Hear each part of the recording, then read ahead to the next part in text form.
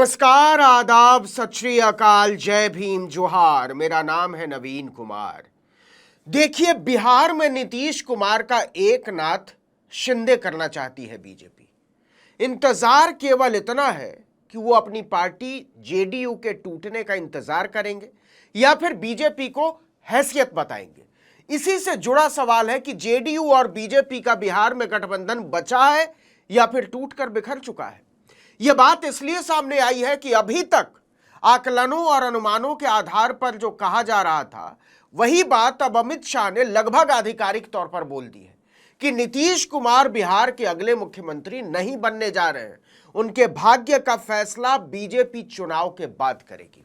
उनके नेतृत्व का करार केवल चुनाव तक है। रिजल्ट के बाद का नेतृत्व चुनाव के बाद तय होगा। मतलब बिहार में अगर एनडीए की जीत होती भी है तो नीतीश कुमार को सीएम की कुर्सी नहीं मिलने वाली है।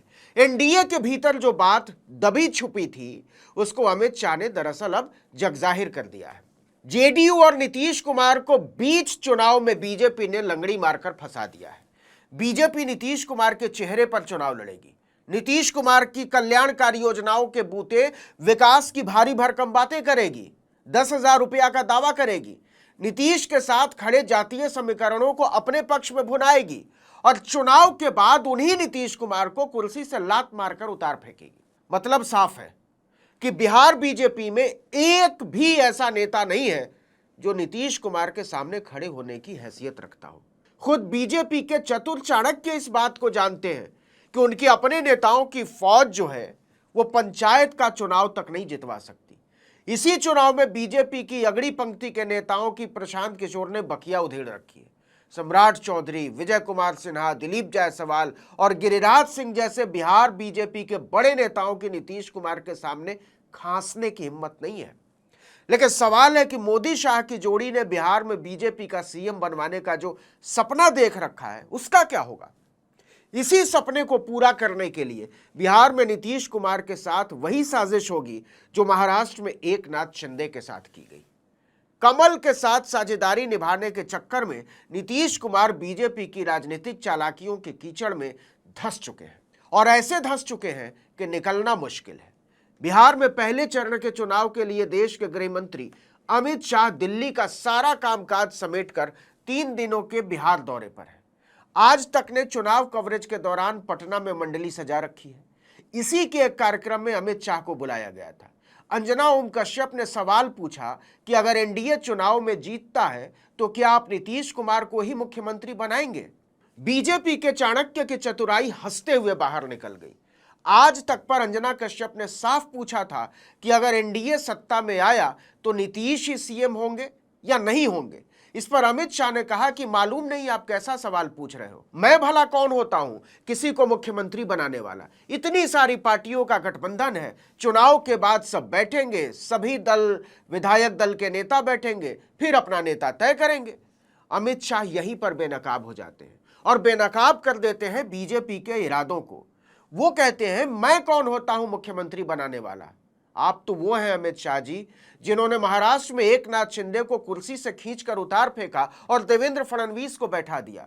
बीजेपी जब 2019 का विधानसभा चुनाव लड़ रही थी उसके बाद महाराष्ट्र में अपनी सरकार नहीं बना पाती तो उसने बाल ठाकरे की शिवसेना में दो फाड़ करवा दिया, उद्धव ठाकरे की सरकार गिरवा दी।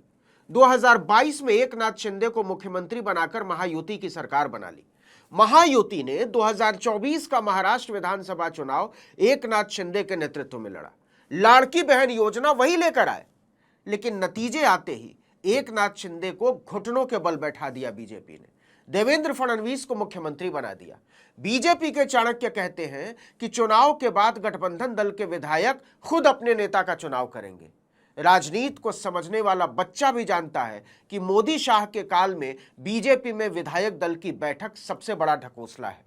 बीजेपी में विधायकों की इतनी हैसियत होती ही नहीं कि वो अपने नेता का चुनाव कर सके।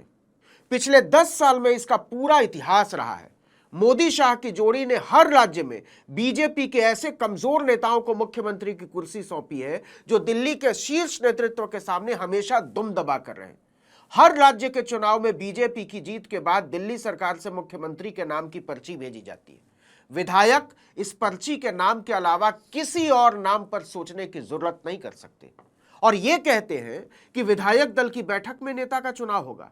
क्या आपको यूपी के मुख्यमंत्री योगी आदित्यनाथ के सिवा बीजेपी का एक भी मुख्यमंत्री दिखाई पड़ता है जो मोदी शाह के सामने अपनी छोटी सी बात भी मनवा पाने की हैसियत रखता हो? क्या देश ने देखा नहीं है कि राजस्थान, मध्य प्रदेश से लेकर हरियाणा और छत्तीसगढ़ में बीजेपी के मुख्यमंत्रियों का चुनाव कैसे हुआ? 2023 के राजस्थान विधानसभा चुनाव में बीजेपी ने 115 सीटों पर जीत हासिल करके बहुमत हासिल किया। वसुंधरा राजे मुख्यमंत्री पद की सबसे मजबूत दावेदार थी, उन्हीं का चेहरा था। वैसे नाम दिया कुमारी और राजेंद्र राठौड़ का भी चल रहा था। इसके बाद विधायक दल की बैठक का ढकोसला शुरू हुआ। मोदी शाह की जोड़ी ने मुख्यमंत्री के नाम की पर्ची पकड़ाकर पहले ही रक्षा मंत्री राजनाथ सिंह को बैठक में भेज दिया था। बैठक शुरू होने के थोड़ी ही देर बाद राजनाथ सिंह ने वो पर्ची वसुंधरा राजे को थमा दी कि आप ही विधायक दल के नेता का ऐलान कर दीजिए। वसुंधरा राजे पर्ची पर लिखा नाम पढ़कर सदमे में आ गई, भौचक रह गई थी। वो हैरानी से राजनाथ सिंह की तरफ देखने लगी। बेबसी में पर्ची पर लिखा भजन लाल शर्मा का नाम पढ़कर उन्हें सुनाना पड़ा। सारे विधायकों ने इस नाम पर मुहर लगा दी और इस तरह राजस्थान के नए सीएम चुने जाने की लोकतांत्रिक प्रक्रिया के नाटक का समापन हुआ। मध्य प्रदेश में भी यही बात दोहराई गई। 2023 का मध्य प्रदेश का विधानसभा चुनाव शिवराज सिंह चौहान के चेहरे पर लड़ा गया। मामा शिवराज सिंह चौहान की लाडली बहन योजना काफी लोकप्रिय रही। बीजेपी ने शिवराज सिंह चौहान के नेतृत्व में 230 सीटों में से 163 पर कामयाबी पाई, लेकिन इसके बाद विधायक दल की बैठक पर फिर वही ढकोसला हुआ। मोदी शाह की जोड़ी शिवराज सिंह चौहान की बढ़ती राजनीतिक ताकत से परेशान थी। चुनाव बाद उन्हें चुपके से किनारे लगा दिया। जेंजी वाले मोहन सिंह यादव नए मुख्यमंत्री बना दिए गए, लेकिन नीतीश कुमार ऐसे नेता नहीं हैं जिन्हें इस तरह से निपटा दिया जाए।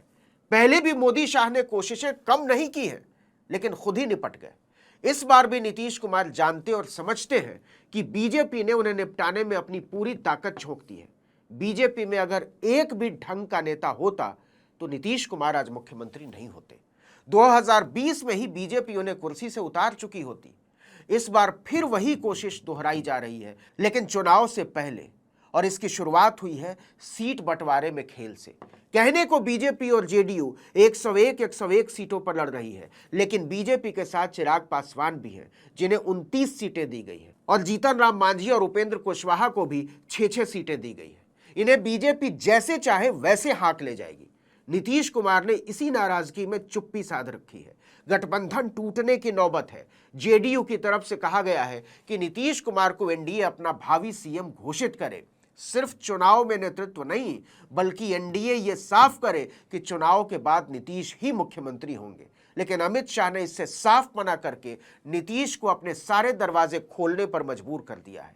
यहां गौर करने वाली बात यह है कि जब से चुनाव का ऐलान हुआ है, नीतीश ने एक शब्द भी खर्च नहीं किया है और भाजपा के बड़े बड़े चेहरे फोकट में खर्च होते चले जा रहे हैं। मोदी शाह अपना आखिरी दांव खेल चुके हैं और अब अगली चाल नीतीश की होगी। इंतजार कीजिए। इस वीडियो में इतना ही, लेकिन अगर आपने आर्टिकल 19 इंडिया को अब तक सब्सक्राइब नहीं किया है तो फौरन कर दीजिए, बेल आइकॉन दबाइए, घंटी जैसी आकृति लाइक कीजिए और कमेंट करके बताइए हमारा वीडियो आपको कैसा लगा। हमारा ट्विटर हैंडल है article19_India और मेरा ट्विटर हैंडल है नवीन जर्नलिस्ट। नमस्कार।